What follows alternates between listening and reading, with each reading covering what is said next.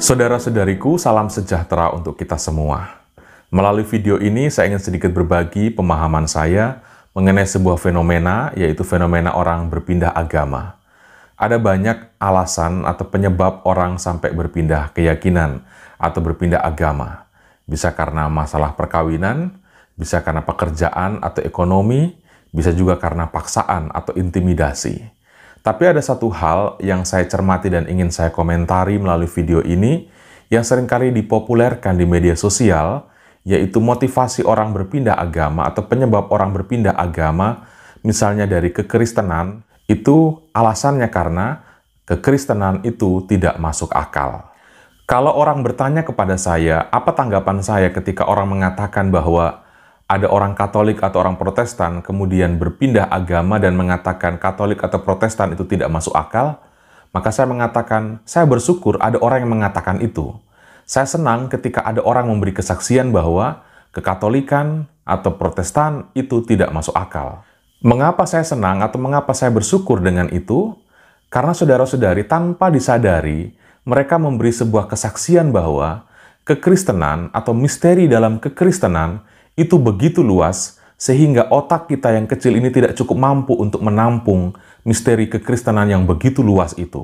Akal manusia terlalu sempit untuk menampung seluruh misteri tentang Allah di dalam kekristenan. Kemudian, orang-orang itu memilih suatu agama baru dengan alasan agama yang baru dipilihnya itu adalah agama yang lebih masuk di akalnya. Pernyataan ini justru sebenarnya memberi kesaksian tidak langsung bahwa agama baru yang dipilihnya itu lebih sempit daripada kekristenan, sehingga lebih bisa masuk di dalam otaknya. Kalau ada orang yang mengatakan bahwa dia memilih agama B karena agama B itu lebih masuk akal, jangan dulu kagum, jangan dulu senang, dan jangan dulu bersorak. Anda wajib malu dan wajib marah, karena agama Anda dinilai luasnya hanya seluas tempurung kepalanya. Bagi saya, itu justru pernyataan pelecehan dan bukan pernyataan pujian. Lalu bagaimana dengan kekristenan, dengan kekatolikan? Saudara-saudariku, kekristenan itu berdasar pada kata-kata Yesus sendiri. Bukan kamu yang memilih aku, tetapi akulah yang memilih kamu. Menjadi bagian dalam kekristenan itu bukanlah pilihan kita, bukanlah pilihan manusiawi, melainkan panggilan ilahi.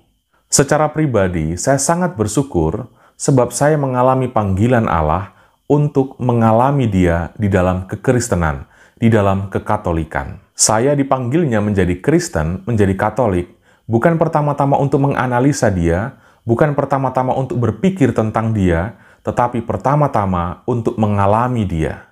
Karena itulah, saya menyerahkan diri sepenuh-penuhnya ke dalam gereja, supaya saya semakin penuh mengalami Allah, dan membiarkan gereja sebagai tubuh Kristus membentuk saya di dalamnya. Saya tidak akan pernah mengatakan bahwa kekristenan, bahwa kekatolikan itu masuk di akal saya.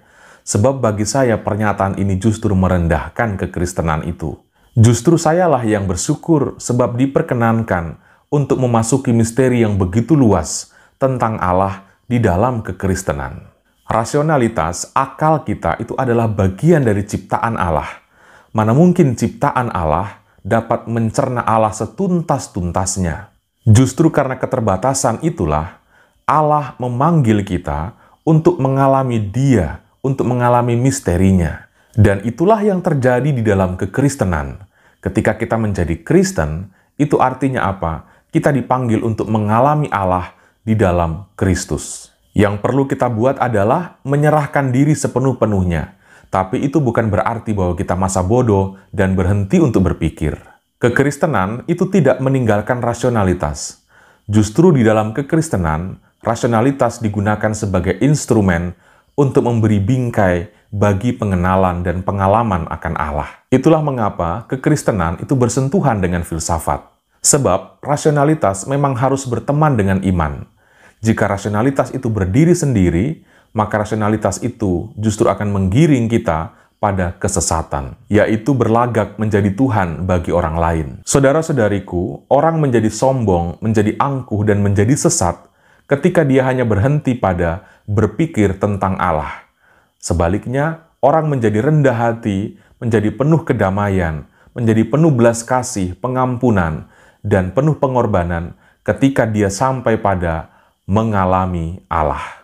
Dan panggilan kekristenan itu adalah panggilan untuk mengalami Allah, bukan sekedar panggilan untuk berpikir tentang Allah. Karena itulah saudara-saudariku adalah kerugian terbesar dalam hidup Anda jika Anda menolak untuk mengalami Allah. Tuhan memberkati.